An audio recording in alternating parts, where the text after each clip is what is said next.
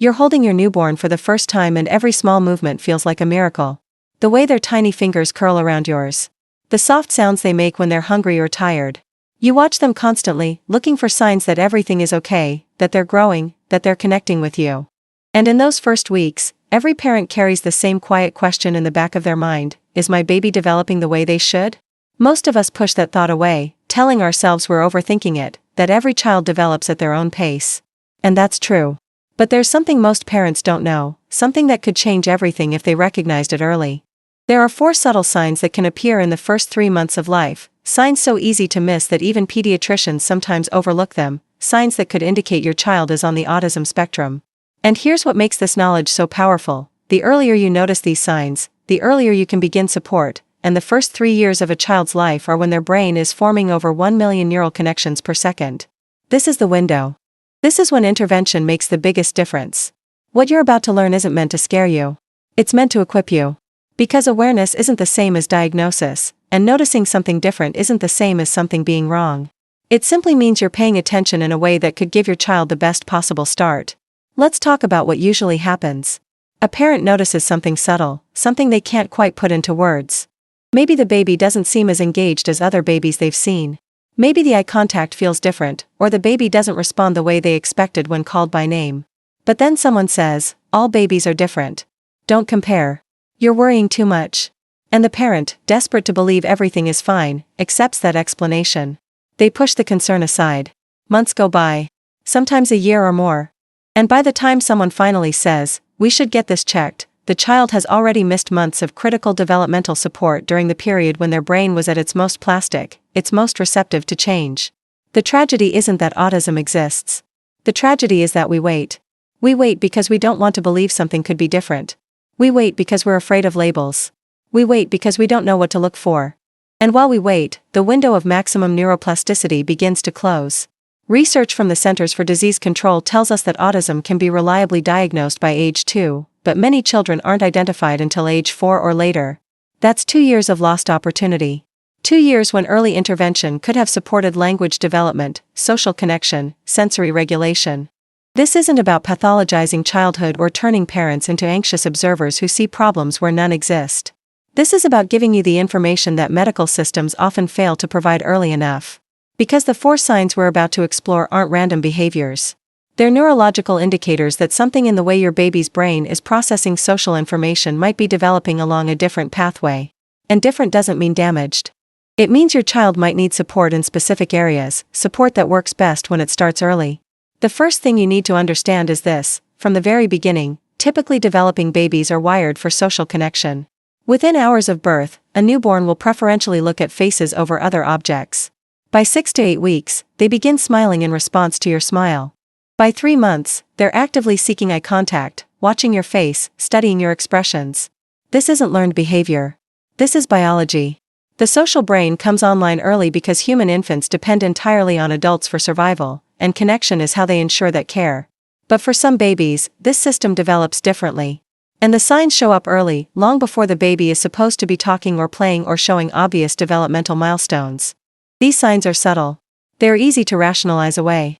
But they're there, and knowing what to look for can be the difference between early support and years of missed opportunity. The first sign appears in the eyes. Not the eyes themselves, but in how your baby uses them to connect with you. Eye contact is one of the earliest and most reliable indicators of social development. A typically developing newborn will gaze at your face, especially when you're feeding them, talking to them, or holding them close. By 2 months, that gaze becomes more intentional. They track your face when you move. They lock eyes with you and hold it, creating what researchers call mutual gaze. This is the foundation of all social learning. Your baby is downloading information about emotion, communication, and relationships through your eyes.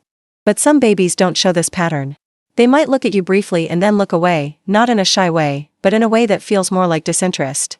They might focus on objects near you, the light behind you, the pattern on your shirt, but not your face. Or they might seem to look through you rather than at you, their gaze unfocused or directed slightly off to the side. Parents often describe this as feeling like the baby isn't really seeing them. And they're right. What's happening neurologically is that the typical reward circuit that makes social interaction pleasurable, the dopamine response that makes a baby want to look at faces and engage with caregivers, may not be activating in the same way. This doesn't mean the baby doesn't love you or isn't attached to you. It means their brain is processing social information differently. If you notice that your baby consistently avoids eye contact, rarely holds your gaze during feeding or play, or seems more interested in objects than faces, this is worth noting. Not panicking over. Noting. Because even at this early stage, simple interventions, like positioning yourself in your baby's line of sight more often, exaggerating your facial expressions, and creating more face-to-face moments, can help support the development of this social pathway. The second sign shows up in the smile. Every parent waits for that first real smile, the one that lights up the baby's whole face and tells you they recognize you, they're happy to see you. This is called the social smile, and it typically emerges between 6 and 8 weeks. It's not a reflex or a response to gas. It's intentional. Your baby sees your face, processes that you're someone important and safe, and their joy creates a smile. This is one of the most powerful bonding moments in early parenthood because it's the first clear signal that your baby knows you and feels something positive about your presence. But some babies don't develop this social smile on the typical timeline. They might smile, but it's not in response to you. They smile at the ceiling fan, at a shadow on the wall, at a sound in the distance. Or they might show very little facial expression at all, remaining relatively neutral even during moments that typically elicit joy in other babies, like bath time, peekaboo, or hearing your voice after a nap. What's happening here is connected to something called affect mirroring. Typically developing babies are biologically driven to mirror the emotions they see on their caregiver's face. When you smile, they smile. When you look surprised, they widen their eyes. This mirroring is how babies learn about emotions and how to regulate them. But if that system isn't developing typically, the baby may not show the expected reciprocal response. They're not being aloof or uninterested. Their brain simply isn't processing social emotional cues in the expected way. If your baby is past 2 months and you're not seeing smiles directed at you, or if their smiles seem disconnected from social interaction, bring it up with your pediatrician. Again, this isn't a diagnosis. It's data. And data allows for early support. The third sign is auditory. Human babies are language machines from birth. Even before they can form words, they're experimenting with sound. By 2 months, most babies begin cooing, making soft vowel sounds like ooh and ah. By 3 months, they start experimenting with different pitches and tones, responding to your voice with their own vocalizations. This back and forth, this proto-conversation, is the foundation of all later language development. But some babies on the autism spectrum show differences in their early vocal development. They might be unusually quiet, producing very few sounds even when alert in content. Or they might produce sounds, but they're repetitive, limited in range, or don't seem connected to social interaction. They're not trying to communicate with you through sound. They're simply making noise, sometimes in response to stimulation that has nothing to do with people. Another pattern to notice is how the baby responds to voices. Typically developing babies orient toward familiar voices, especially their mothers. If you speak from across the room, a 2-month-old will turn their head toward you. By 3 months, they'll stop what they're doing and look for you when they hear your voice. This response shows that the baby's brain is processing auditory information, recognizing familiar sounds, and associating those sounds with important people. But some babies don't show this orientation response. You can call their name softly, and they don't turn.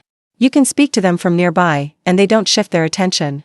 It's as if sound carries no social meaning, no signal that someone they're connected to is trying to reach them. This can be mistaken for hearing loss, and it's always worth ruling that out with a hearing test. But if hearing is normal and the baby still isn't responding to voices or producing varied social sounds, this is a potential early indicator of atypical auditory processing related to autism. What you can do, even at this stage, is increase verbal engagement. Talk to your baby constantly, narrate what you're doing, sing simple songs, respond to any sounds they make as if they're part of a conversation. This won't change an autism diagnosis if one exists, but it can support language pathways regardless of how their brain is wired. The fourth sign is about regulation and sensory response. Babies cry. All babies cry. But there's a difference between typical crying, which is a communication tool, and the kind of prolonged, intense, difficult to soothe crying that some babies on the autism spectrum display. Some of these babies seem perpetually dysregulated. They're either very sleepy and hard to wake, or they're intensely alert and hard to calm. They may have extreme reactions to sensory input that other babies tolerate easily. A loud sound that makes another baby startle briefly might send them into a prolonged meltdown. A gentle touch might make them arch away or stiffen. Bright lights, certain textures, even the feeling of a wet diaper might trigger distress that seems disproportionate and lasts longer than expected. What's happening is that their nervous system is processing sensory information differently.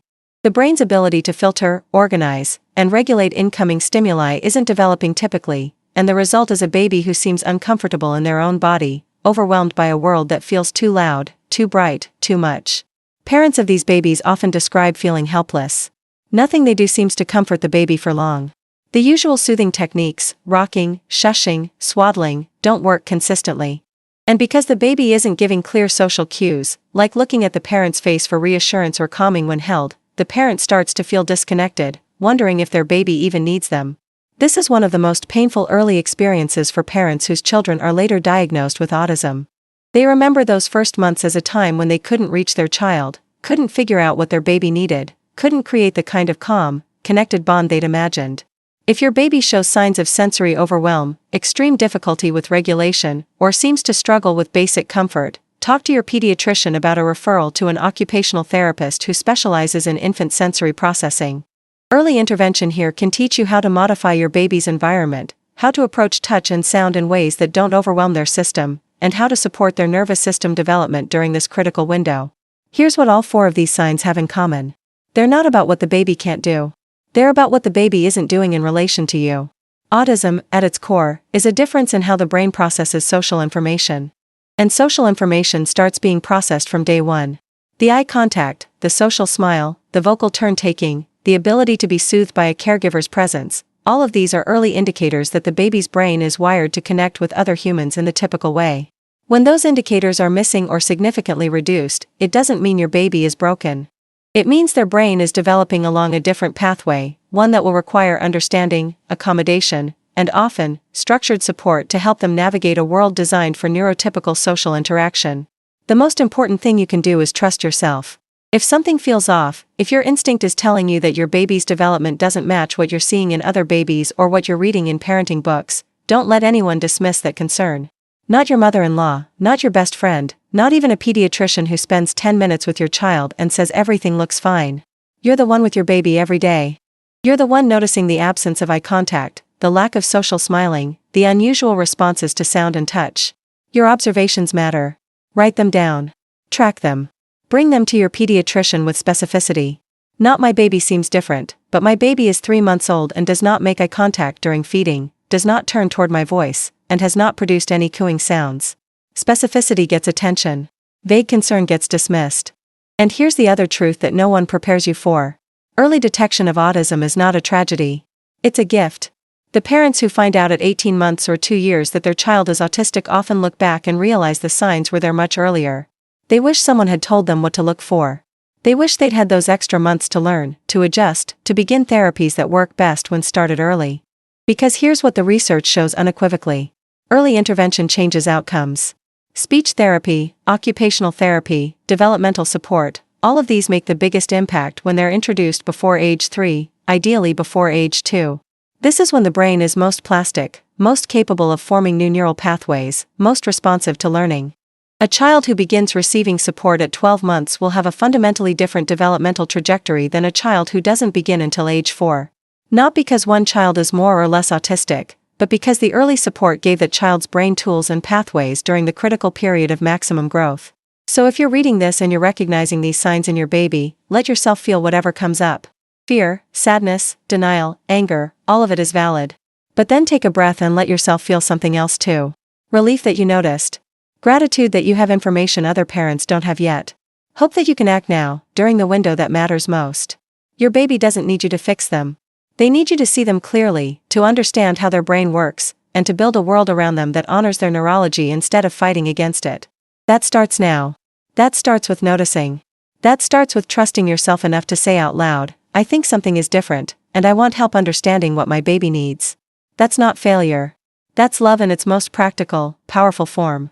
Because ultimately, this isn't about autism or typical development or diagnostic labels. This is about giving your child the best chance to grow into whoever they're meant to be. And that starts with you paying attention in these first 3 months, not with fear, but with clarity. Not to judge or compare, but to truly see the small human in front of you and respond to what they need, even when what they need looks different than what you expected. That's the work. And you're capable of it.